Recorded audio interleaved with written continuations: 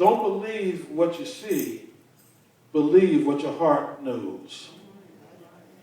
Don't believe what you see, but believe what your heart knows.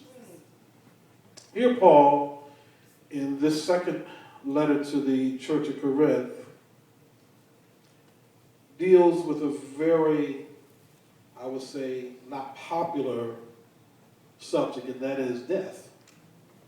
And he lets them know right off the bat that there are different degrees or different homes or places that we have. And we have a spiritual house and we have an earthly house. And he wants them to understand that this earthly house, although it appears beautiful or pleasant or whatever it may appear to be, it's just temporal. And we have to understand that, just want to say this, whatever degrees of trials or adversities we face or go through, they are also temporal. They're not long-lasting. They're not long-standing. Some will disagree with me, and that's okay, and say that, Pastor, you don't know how long I've been in this situation.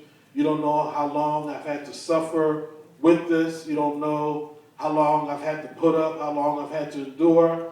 But the fact remains, you've been in it a while.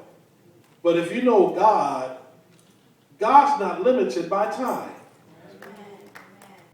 What degree of time you may have been in, whatever you've been faced to go through, is just a speck in eternity as it pertains to God.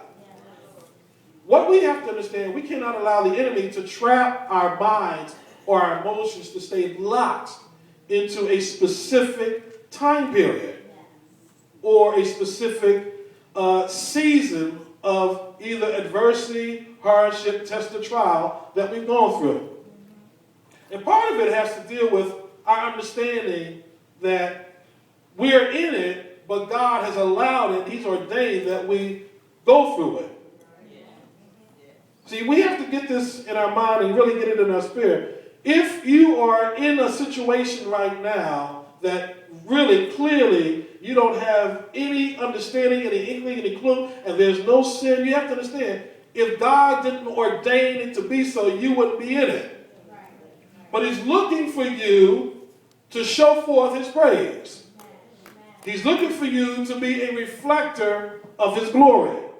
The scripture passage we read earlier, let your light so shine before men that they may see your good works and glorify the Father which is in heaven. God's looking for us to be, let's say, channels of His glory in the earth.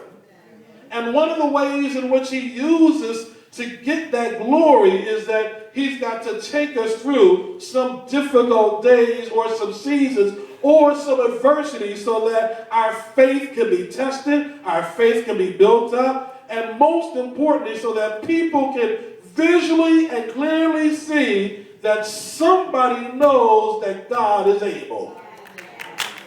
God is able to take me through this. God is able to carry me through. God is able to sustain me. God is able to undergird me. God is able to fortify me. And God is able to keep my mind focused.